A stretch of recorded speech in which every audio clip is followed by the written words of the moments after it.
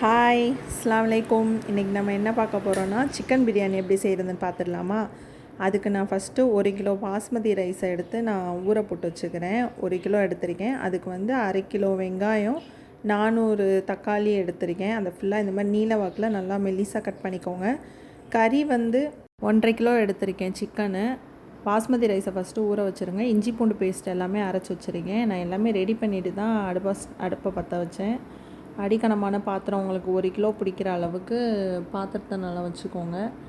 வச்சுட்டு அது நல்லா காஞ்சதுக்கப்புறமா தான் ஆயில் ஊற்றணும். ஸ்பைசஸ் ஃபுல்லாக ஏலக்காய் ஒரு 6 ஏலக்காய், 6 கிராம்பு, உங்களுக்கு அளவு எல்லாமே நான் வந்து டிஸ்கிரிப்ஷன் பாக்ஸில் வந்து கொடுக்குறேன். தேவைப்படுறவங்க அதில் போய் செக் பண்ணி பார்த்துக்கோங்க.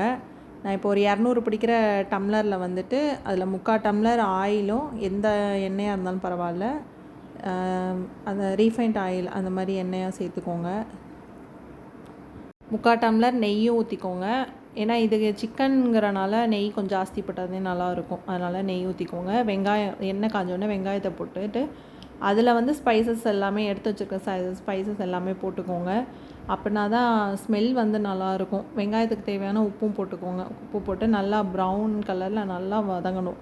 அப்படின்னா தான் நல்லாயிருக்கும். அது வதங்குற நேரத்தில் நம்ம வந்துட்டு லெமன் வந்து புழிஞ்சு வச்சுக்கலாம். நான் 3 லெமன் எடுத்திருக்கேன். லெமன் எடுத்து அந்த சீட்ஸ்லாம் இல்லாமல் புழிஞ்சு எடுத்துக்கோங்க. நீங்கள் கையில் புழிஞ்சு வடிகட்டினாலும் சரி தான். அதுக்கு விடால கொத்தமல்லி, புதினா எல்லாமே நான் க்ளீன் பண்ணி எல்லாமே எடுத்து வச்சுருக்கேன். நம்ம கழுவி வச்சுருக்க சிக்கனில் வந்துட்டு 250 தயிர் ஊற்றிருக்கேன். புளிக்காத தயிராக தான் ஊற்றிருக்கேன் நான். ஏன்னா லெமன் நம்ம அதுக்கேற்ற மாதிரி தான் ஊற்றிருக்கோம். அதுக்கு தேவையான உப்பு, லெமனு, அது நம்ம புழிஞ்சு வச்சுருக்க லெமனையும் கறியோடு சேர்த்து ஊற்றிட்டு எல்லாத்தையும் மிக்ஸ் பண்ணி வச்சுக்கோங்க. அப்படின்னா தான் கறி நல்லா சாஃப்டாகவும் அதில் உப்பு பிடிக்கும் கறியிலையும். அதுதான் நல்லாயிருக்கும், டேஸ்ட்டாக இருக்கும். இந்த அளவு நல்லா வதங்கினதுக்கப்புறம் தக்காளிலாம் போட்டுக்கலாம். நான் எல்லாமே ஸ்கிப் பண்ணாமல் பாருங்கள் வீடியோவை. ஸ்கிப் பண்ணி பார்த்தீங்கன்னா உங்களுக்கு புரியாது.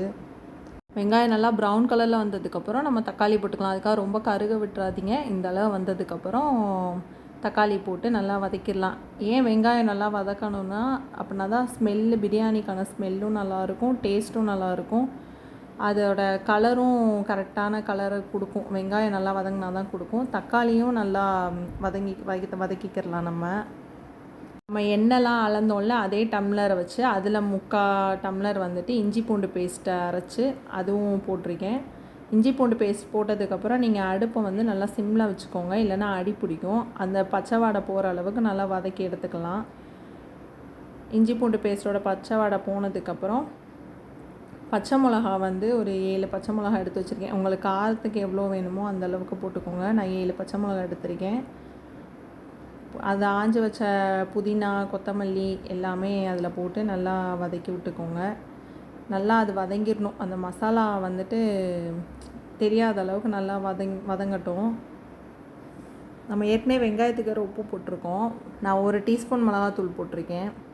பசங்களாம் இருக்கிறதுனால நான் கம்மியாக தான் காரம் சேர்த்துருக்கேன். இது கரெக்டாக இருந்துச்சு, கம்மின்னு சொல்ல முடியாது, எனக்கு கரெக்டாக இருந்துச்சு. உங்களுக்கு காரம் ஜாஸ்தி வேணும்னா ஏதாவது ஒன்று ஜாஸ்தி சேர்த்துக்கோங்க. பச்சை மிளகா சேர்த்தாலும் சரி, இல்லை மிளகாத்தூள் சேர்த்தாலும் சரி. நம்ம அதுக்கப்புறம் கறி எல்லாம் பெரட்டி வச்சுருக்கோம்ல, அது எல்லாத்தையும் எடுத்து அதில் ஊற்றிட்டு மிக்ஸ் பண்ணி விட்டுக்கோங்க. கறி வந்து முக்காப்பாக தான் வேகணும். அது அளவு நல்லா முக்காப்பாக தான் வெந்ததுக்கப்புறம் தான் நம்ம தண்ணி ஊற்றணும். நான் இந்த பக்கம் வந்து எனக்கு உலக்கு அந்த மாதிரிலாம் எனக்கு அளவு சொல்ல தெரியாது. எந்த இதில் வந்து நீங்கள் அரிசியை அளக்குறீங்களோ அந்த இதில் நீங்கள் வந்துட்டு 1க்கு 1.5 எடுத்துக்கோங்க. எனக்கு வந்து அந்த நான் வச்சுருக்கிற இதில் வந்துட்டு 1.5 இருந்துச்சு அரிசி. 1 கிலோ அரிசி வந்துட்டு எனக்கு 1.5 இருந்துச்சு. நான் வந்து 2 இதாக ஊற்றிருக்கேன் தண்ணி. அதுதான் அளவு. நீங்கள் அளவு பார்த்து கரெக்டாக ஊற்றிக்கோங்க. கறி வந்து தண்ணி இல்லாமல் மெயினாக புழிஞ்சு யூஸ் பண்ணிக்கோங்க, இல்லைனா தண்ணி நிறையா வந்துடும். நம்ம ஏற்கனவே வெங்காயத்துக்கு வேறு உப்பு போட்டிருக்கோம். இப்போ தண்ணி வேறு ஊற்றிருக்கோம்ல, அதுக்கு தேவையான உப்பும் நம்ம போட்டுக்கலாம். பார்த்து போட்டுக்கோங்க, உப்பு ஜாஸ்தி போட்டுறாதீங்க. பாஸ்மதி ரைஸ் போடும்போது அரிசி ஊற வச்சு நம்ம போடும்போது தண்ணி நல்லா வடிச்சிட்டு போடுங்க. ஏன்னா அளவு தண்ணி வச்சுருக்கறனால வடிச்சிட்டு தான் போடணும்.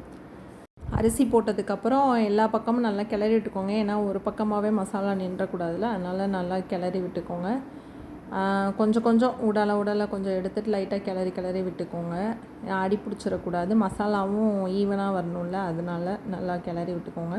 இந்த அளவு தண்ணி வற்றினதுக்கப்புறம் நம்ம வந்து சிம்மில் வச்சுக்கிறணும். இந்த அளவு நமக்கு தெரியும், நமக்கு பார்த்தாலே தெரியும் உங்களுக்கு. அதுபடி வந்தோடனே இது பண்ணிவிட்டு சிம்மில் வச்சுட்டு க்ளோஸ் பண்ணி வச்சுருங்க. கொஞ்சம் நேரத்துலேயே தம்முன்னு சொல்லுவாங்க, தம்மில் போட்டாலே அது கரெக்டாக வந்துடும். அவ்வளோதான், பிரியாணி ரெடி ஆயிடுச்சு. வீடியோ பிடிச்சிருந்தா லைக் பண்ணுங்கள், ஷேர் பண்ணுங்கள், கமெண்ட் பண்ணுங்கள். பாய்.